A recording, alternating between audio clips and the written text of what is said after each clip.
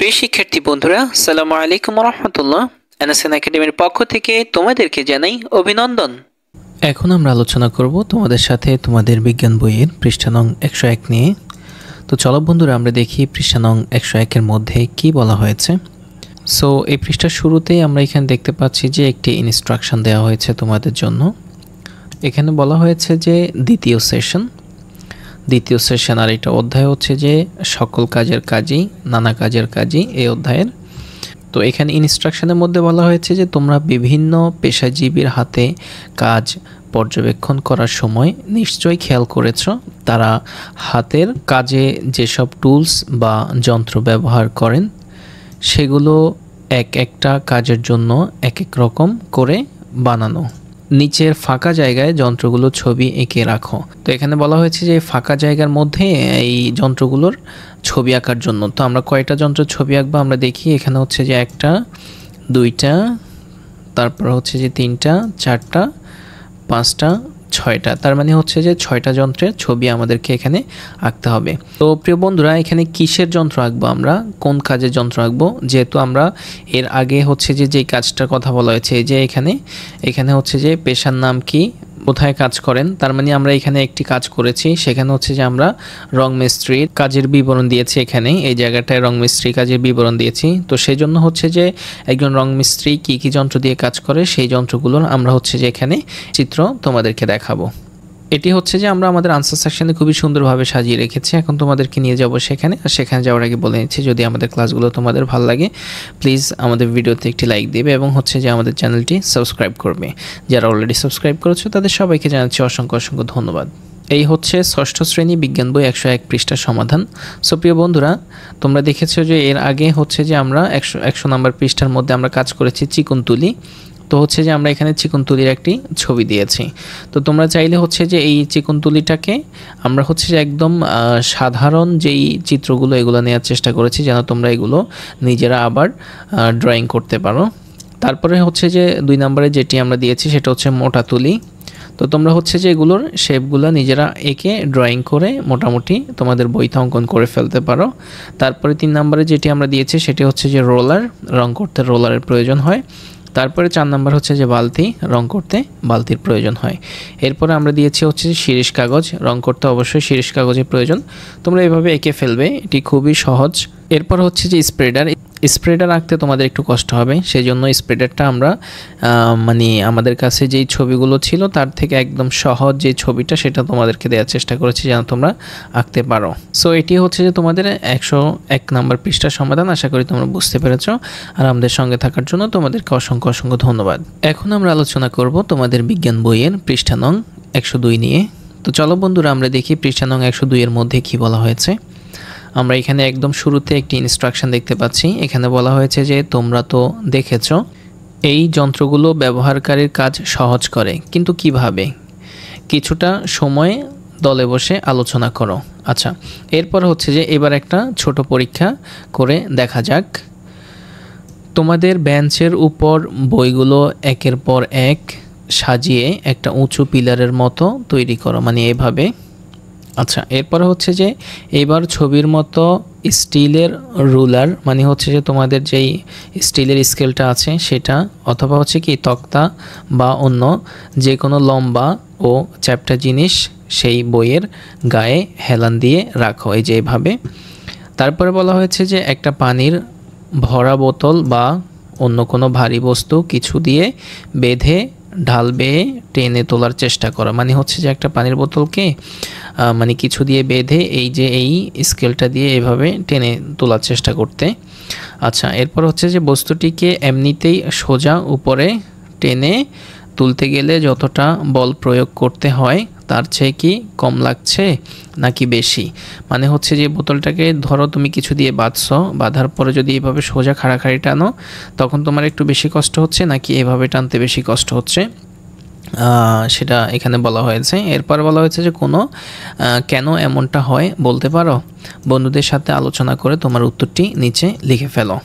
আচ্ছা, এখানে হচ্ছে যে এটা কেন এমন হয় সেই উত্তরটি লেখার জন্য। আচ্ছা, এরপর আমরা দেখি যে এখানে আরও একটি ইনস্ট্রাকশন দেওয়া আছে। এখানে বলা হয়েছে যে এবার বইয়ের উচ্চতা কমিয়ে ডালের উচ্চতা কমিয়ে আনো। কিংবা আরেকটু লম্বা তক্তা দিয়ে ডালের উচ্চতা বাড়িয়ে নাও। এখন একইভাবে আবার ভারী বস্তুটা টেনে তোলার চেষ্টা করো। আগের চেয়ে কি ওজন কম লাগছে নাকি বেশি? বন্ধুদের সাথে আলাপ করে নিচে নোট করো। তার মানে এবার বলা হয়েছে যে ধরো এখান থেকে বই কিছু কমায় ফেলার জন্য, ধরো কিছুটা বই কমায় ফেলছো, তুমি একটা বই রাখছো, রাখার পরে হচ্ছে যে স্কেল রোলারটাকে বললো যে এভাবে এখানে দেওয়ার জন্য, দিয়ে এখান থেকে বোতলটা কী করার জন্য, টানার জন্য। টানলে কি তোমার আগে থেকে কি কষ্ট একটু কম হচ্ছে কিনা এটা বোঝার জন্য এখানে বলা হয়েছে। সো প্রিয় বন্ধুরা, এই দুইটা ইনস্ট্রাকশনেরই হচ্ছে যে আনসারটা আমরা আমাদের আনসার সেকশানে রেডি করে রেখেছি তোমাদের জন্য। এখন তোমাদেরকে নিয়ে যাব সেখানে। আর সেখানে যাওয়ার আগে বলে নিচ্ছি, যদি আমাদের ক্লাসগুলো তোমাদের ভালো লাগে প্লিজ আমাদের ভিডিওতে একটি লাইক দিবে এবং হচ্ছে যে আমাদের চ্যানেলটি সাবস্ক্রাইব করবে। আর যারা অলরেডি সাবস্ক্রাইব করেছো তাদের সবাইকে জানাচ্ছি অসংখ্য অসংখ্য ধন্যবাদ। সো উত্তরটি আমরা এভাবে রেডি করেছি যে বই ও স্কেল দিয়ে যে ব্যবস্থা তৈরি করা হয়েছে তা হলো সরল যন্ত্র। এক্ষেত্রে স্কেল হেলানো তল হিসেবে ব্যবহার করা হয়েছে। এই ব্যবস্থার সাহায্যে ভারী বস্তুকে খাড়াভাবে তোলার চেষ্টা সহজেই ঢাল বেয়ে টেনে তোলা যায়। আচ্ছা, এরপরে হচ্ছে যে যেটি দ্বিতীয়টার উত্তর, আরেকটু লম্বা তক্তা দিয়ে ঢালের দৈর্ঘ্য বাড়িয়ে নিলে ভারী বস্তুটা টেনে তোলার সময় আগের চেয়ে ওজন কম লাগছে। কারণ হেলানো তলের দৈর্ঘ্য যত বেশি হয় যান্ত্রিক সুবিধা তত বেশি পাওয়া যায়, অর্থাৎ কম বল প্রয়োগ করতে হয়। সো প্রিয় বন্ধুরা, এটিই ছিল হচ্ছে তোমাদের 102 পৃষ্ঠার সমাধান। আশা করি তোমরা বুঝতে পেরেছো। আমাদের সঙ্গে থাকার জন্য অসংখ্য ধন্যবাদ। এখন আমরা আলোচনা করব তোমাদের বিজ্ঞান বইয়ের 103 পৃষ্ঠা নিয়ে।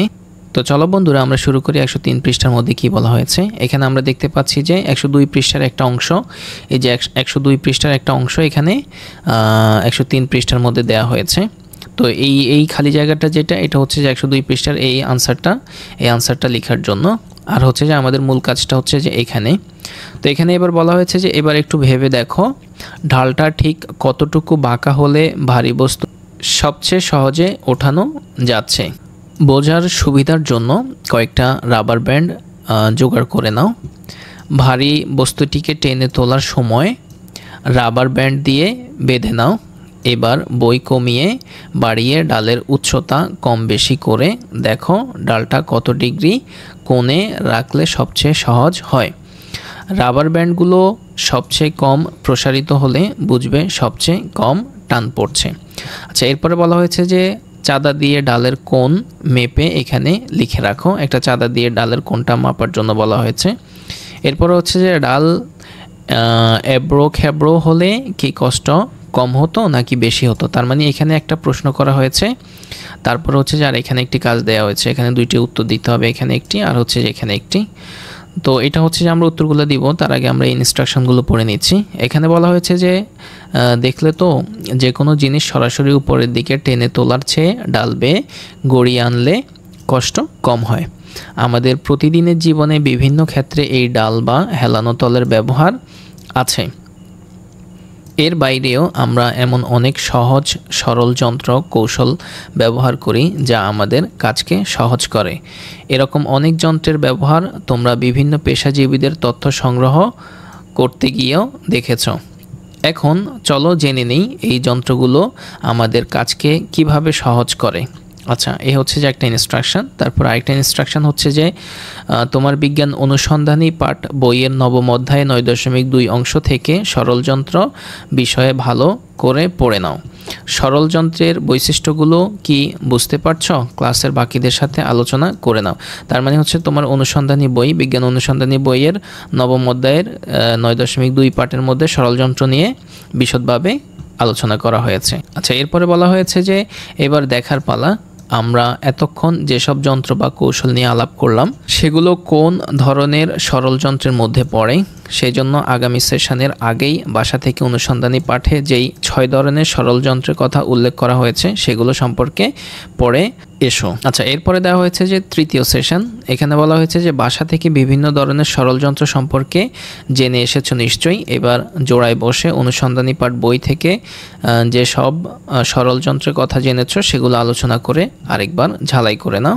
এরপরে বলা হয়েছে যে এবার ভেবে দেখো তোমাদের প্রতিদিনের জীবনে কি এই বিভিন্ন ধরনের সরল যন্ত্র কেন। আচ্ছা, এটা হচ্ছে যে এই অংশটুকু হচ্ছে যে 104 পৃষ্ঠার সাথে, এটা আমরা 104 পৃষ্ঠার সময় পড়ব। তো চলো বন্ধুরা, এখন তোমাদেরকে নিয়ে যাব আমাদের আনসার সেকশন। আর সেখানে যাওয়ার আগে বলে নিচ্ছি, যদি আমাদের ক্লাসগুলো তোমাদের ভালো লাগে প্লিজ আমাদের ভিডিওতে একটি লাইক দিবে এবং হচ্ছে যে আমাদের চ্যানেলটি সাবস্ক্রাইব করবে। যারা অলরেডি সাবস্ক্রাইব করেছো তাদের সবাইকে জানাচ্ছি অসংখ্য অসংখ্য ধন্যবাদ। এই হচ্ছে ষষ্ঠ শ্রেণী বিজ্ঞান বই 103 পৃষ্ঠার সমাধান। তো এখানে সমাধানটুকু হচ্ছে যে আমরা এইভাবে রেডি করেছি, যে এখানে বলা হয়েছে যে তোমরা দেখো ডালটা কত ডিগ্রি কোণে রাখলে সবচেয়ে কাজের হয়। তো আমরা এখানে দিয়েছি যে 5 ডিগ্রি কোণে রাখলে সবচেয়ে কাজের হয়। ডালটা 5 ডিগ্রি কোণে রাখলে সবচেয়ে কাজের হয়। তোমাদের যদি জায়গা বেশি থাকে তোমরা এখানে ডালটা লিখে দিবে, ডালটা 5 ডিগ্রি কোণে রাখলে সবচেয়ে কাজের হয়। এরপর এখানে বলা হয়েছে ডাল এবড়ো খেবড়ো হলে কি কষ্ট কম হতো নাকি বেশি হতো এবং কেন। তো আমরা এখানে দিয়েছি হচ্ছে যে কষ্ট বেশি হতো।